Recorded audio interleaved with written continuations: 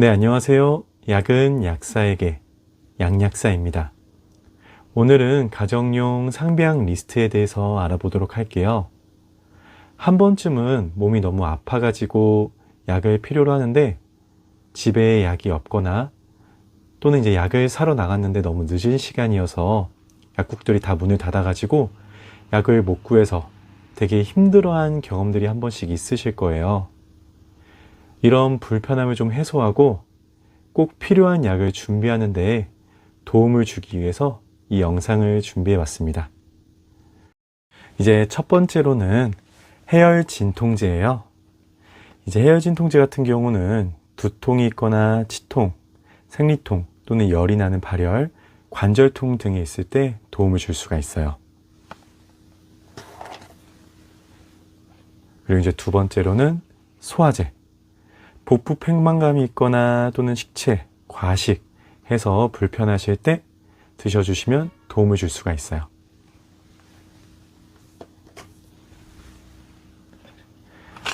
세 번째는 진경제예요. 이제 진경제 같은 경우는 복통이나 위통, 배가 아플 때 드셔주시면 도움이 되거든요. 쿡쿡 찌르듯이 배가 아프실 때 진경제 드셔주시면 도움을 받을 수가 있어요.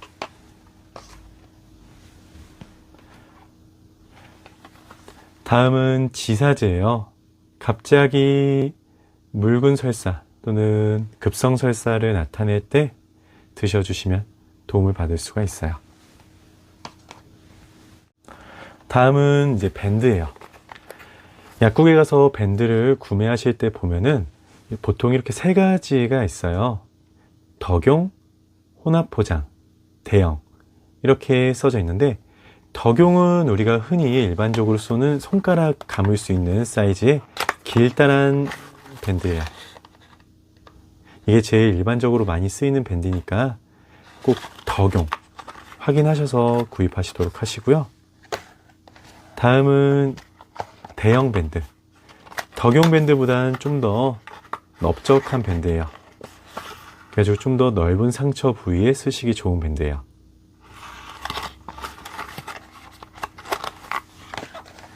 그리고 이제 혼합 포장. 혼합 포장 같은 경우는 다양한 모양의 밴드가 들어있어요. 그래서 부위 쓰시기에 더 도움이 돼요. 그래서 어떤 상황에 쓰실지 모르는 상비약으로 구입하실 경우에는 오히려 이런 혼합 포장 밴드가 더 도움이 되실 수가 있어요.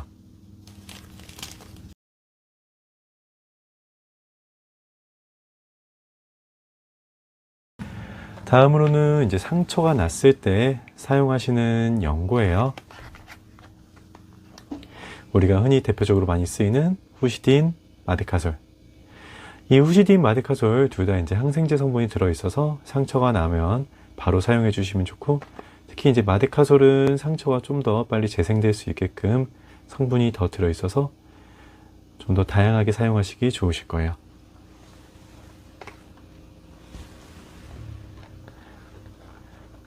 그리고 이제 소독약이에요. 포비도는 많이들 알고 계시겠지만 이제 빨간색 상처 소독약이고, 그래서 이제 빨간 게 싫어가지고 좀 투명한 소독약을 달라시는 분들이 있어서 이렇게 투명한 솔트액 같은 소독약도 있고요. 그리고 이제 직접 바르지 않고 뿌릴 수 있게끔 스프레이 형식의 소독약도 있어요. 이거 참고하셔서 상처에 칙칙 뿌려주시면 상처 소독을 해주실 수 있습니다. 다음으로는 상처가 났는데 방수도 하고 싶고 좀 더 넓적한 부위에 붙이시고 싶으실 때 많이 사용하는 메디폼이에요. 메디폼 같은 경우는 이제 상처를 흐르는 물이나 생리식염수로 씻고 완전히 건조시켜 주신 다음에 알맞은 사이즈로 오려서, 여기서 중요한 건 상처 사이즈랑 똑같이 오리시는 게 아니고 좀 더 넓적하게 오려 주셔야 돼요. 오리신 다음에 상처에 잘 붙을 수 있게끔 부드럽게 붙여 주시고요. 그러면은 이 메디폼이 진물을 흡수해줘요. 진물을 흡수해줘서 이렇게 부풀어 오르는데, 이제 많이 부풀어 오르거나 이 진물이 넘쳐서 메디폼 바깥으로 나오게 될 때 갈아주시면 돼요. 이렇게 갈아주시고 반복해서 해주시면은 흉터도 잘 아물고 상처도 잘 아물고 흉터도 안 남게끔 치료해 주실 수가 있어요. 그리고 정말 많이들 사용해 주시는 건데, 이제 피부질환 연고, 흔히 이제 스테로이드 연고라고 하죠. 이런 식으로 있어요.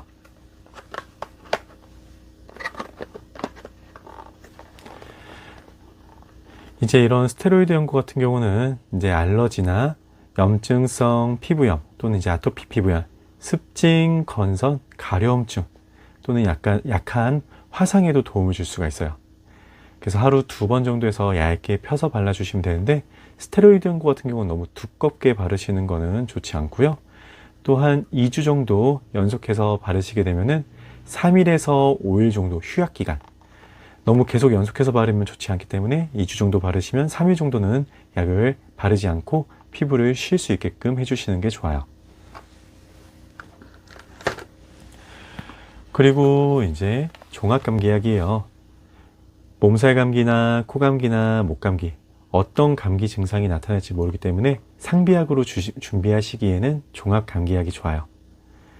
보통 이제 종합감기약 아침, 점심, 저녁으로 이제 드시게끔 좋은데, 요새는 이렇게 비타민도 포함되어 있는 종합감기약이 있으니까 참고하시고 필요하실 때 드셔주시면 됩니다. 그리고 또 이제 상처보다는 이제 삐거나 접질리거나 이럴 때 사용할 수 있는 파스류도 준비해 주시면 좋아요. 파스도 보통 이제 한 8시간에서 12시간, 길게 쓰실 수 있는 건 24시간까지 붙일 수 있는 파스가 있어요. 이거는 파스 구입할 때 약사님들이랑 잘 상담해 보시고 삐었을 때, 필요할 때 붙여주시면 좋습니다. 파스 같은 경우는 처음에 삐었을 때는 온찜질 파스보다는 냉찜질 파스를 해주시는 게 좋아요.